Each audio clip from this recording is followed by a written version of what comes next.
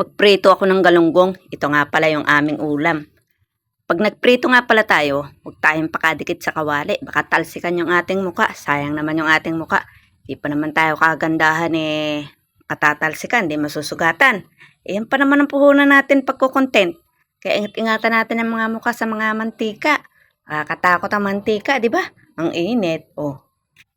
Ito yung aming ulam Masarap ang galunggong. Paminsan-minsan namimiss ko yung mga gantong ulam. Pero syempre, pag nagprito, ingat-ingat ha. Gusto nyo, mag-helmet kayo para hindi masira ang inyong muka. Oh. Yan mauubos namin yan. Kasi wala kaming ulam kundi yan. O, okay na yan, oh. O, tara, kain na tayo. Para matikman nyo ang masarap na galunggong. Ito ang pambansang isda na dati ay para sa mahirap, pero ang mahal na ngayon. Kita nyo naman, lahat ng bagay ngayon ang mahal. May nagmamahal pa ba sa atin? Di ba?